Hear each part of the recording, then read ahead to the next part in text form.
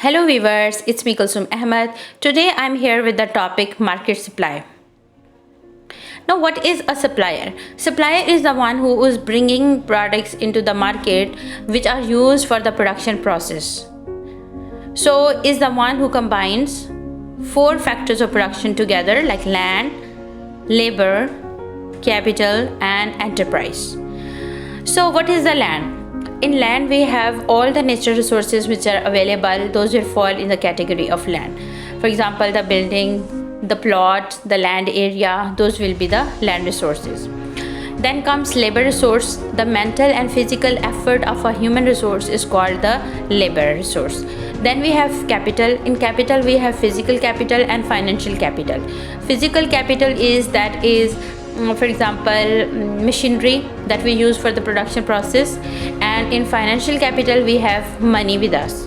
Then we have enterprise. Enterprise is the organization or the mastermind who's going to combine these four factors together to get the output. So we get all these outputs which may be our household appliances, which could be automobile, which could be any other product that we use. All those products are known as outputs. In textile manufacturing process, let's see, first of all we take cotton is taken from the nature, that is the land resource. Then we use that cotton to make yarn. That yarn is then processed by weaving, and then we get the dyeing and printing process, and by the end of time we get the garments. So all the machinery is being used, human resources been used, and nature resource, that is land resource, that is being used. So unless we combine these four factors we can't get the output. We are going to take the example of manufacturing of a beautiful bungalow. First of all we need to use the land resource. From land we are going to get bricks. Then labor, the physical and mental capabilities of the human resource that we are going to use for the construction of that house. For example, we need architects, we need engineers, we need workers, we need contractors. So every one of them, they all will fall in the category of a human resource, that is labor. Then we have capital, like physical machinery that we require for the manufacturing process. And then we have financial capital, that means money. So unless we combine these four factors of production, we cannot make the output. Now supply. Quantity supply is the amount of a good that sellers are willing and able to sell. So sellers are there. First thing that they should have willingness. For example, if a person has so much a good amount of money with him, but he doesn't want to be a producer, we will not call that he is a supplier. He can't be a supplier because he doesn't want to supply his products, or he doesn't want to use that money for the investment purpose.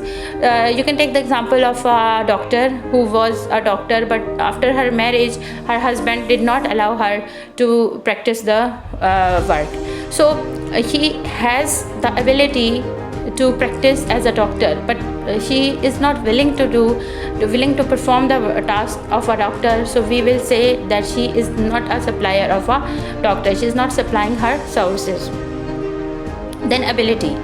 If a lady, she wants to be a doctor, but she did not do MBBS, she is not capable enough to take admission into MBBS and then be a doctor, so we will not say that she is a supplier or she can be a doctor. No, because she doesn't have the ability. So we should have these two things combined, willingness and ability to sell something, then the person can have quantity supply. So unless that, we can't have. Now what is law of supply? The law of supply states that ceteris paribus, other things remaining constant, there is a direct or positive relationship between price and quantity supply. So in demand we had a negative relationship of price with quantity demand, because when price was increasing the buyer was getting discouraged and he didn't want to buy the products. But over here the supplier will be encouraging, he will be encouraged to bring his product into the market. So as the price will increase, so he will increase the quantity supply, and as the price will fall, so he will fall the quantity supply. Now falling price will help him know that maybe the product is out of fashion, maybe the product is now outdated and new versions and new models have come into the market. So he will definitely get to know that now this product is not working. So definitely he will switch his all four factors of production in the production of some other products that might be most offered, most liked by the people in the market. So he will be producing that product. Now here we are going to make a graph. First of all, we should have a table. The prices are increasing 10, 20, 30 to 40, and quantity supply is also increasing 100, 200, 300 and 400. Now on x-axis we are going to take quantity supply because it is an dependent variable, and on y-axis we are going to take price because it is a independent variable, and prices are increasing by its own. When the price was 10, the producer was willing and able to sell 100 items. Then price increased to 20, and now he is willing and able to sell 200 items. Now the price is increasing to 30, and the producer is willing and able to sell 300 items. Then price became 40, and the producer is willing and able to sell 400 of the items. Now we are going to combine all these points and we will be getting supply curve. Now let's see what are the extensions and contractions in quantity supply. So first of all we are going to do extension.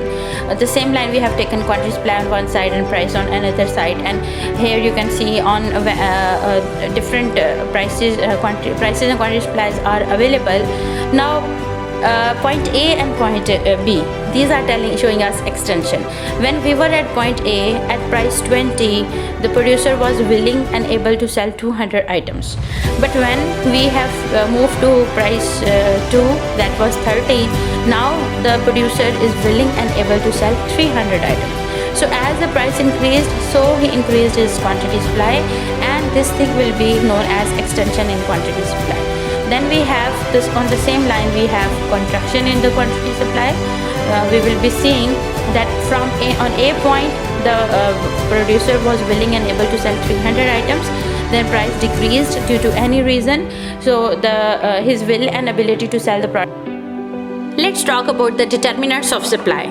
So supply is the function of price of X, price of T, C, T and U. Now let's see what these words stands for. Price of X mean price of any commodity.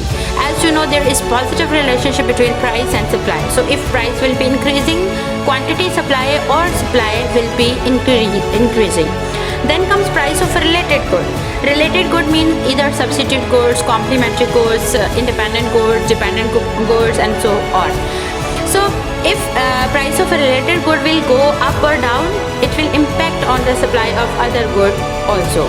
Then cost of raw material, your land, labor, capital and enterprise are the factors of production. And raw material mean the material that you require for the production of any commodity. So if raw material will become expensive, definitely you will use less of it and you will be producing less of the supplies. Then comes technological use. If there is technological advancement or disadvancement, so it will have positive or negative impact on the supplies. Then unforeseen circumstances, if there is adverse weather or there is pleasant weather, so these will have impact. Then comes other sources, which are taxes, subsidies and trade relations. And if any of these things will go positive, our supplies will be increasing, and if any of these things will go negative, our supplies will be decreasing. So positive trade relations will shift our supply curve forward, and low taxes will shift our supply curve to the positive. But if taxes are imposed more, our supplies will be decreasing. And if there is positive technological improvement, it will cause more of the supplies into the market. And if there is subsidy, the supplier is happy because he is getting some sort of relaxation from the government, so he will be able to produce more of the commodity. Let's take an example of a soya bean. We are having some technological improvement, like some good quality of seed has been introduced, and you are going to use that seed in your farm. So what will happen when you have technological improvement? Your supplies will increase because you are more motivated to supply more of the product. Now let's have a comparison of movement along the curve and shift in the curve. Movement along the curve happens when we have either extension in quantity supply or contraction in quantity supply, and shift in the curve happens when overall our curve will move forward or will move backward.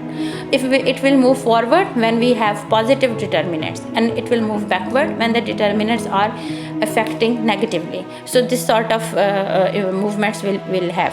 So these are the two main things that we should understand: shift in the curve and movement along the curve. So along the curve means extension and contraction. Now what is market supply curve? The supply of a good or service can be defined for an individual firm or for a group of firms that make up a market of an industry. For example, we are talking about cotton growing. So if cotton grow A is a person who is a cotton grower, then B is also a person who is a cotton grower, C is also a person who is cotton grower. When we will talk about market, we will calculate the total growth of A, total growth of B and C. We will have accumulated form, and this will be known as market supply. Now that is the sum of all the quantities of goods and services supplied per period by all the firms selling in the market for that goods or services. So that will be the market supply curve. So this is the same that we had in demand curve. Like when the price was 1.75, we were able and sell 5,000 of items, and when it went to 3, we are able and sell 10,000 of the product.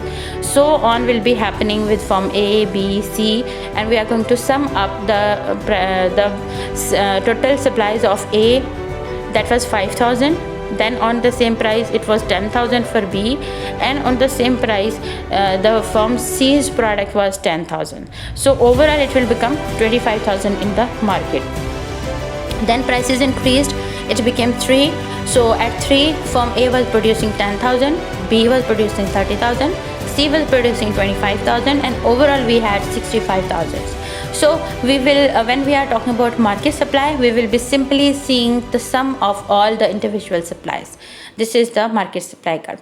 So if you like my video, please like, share and subscribe my channel. Thank you.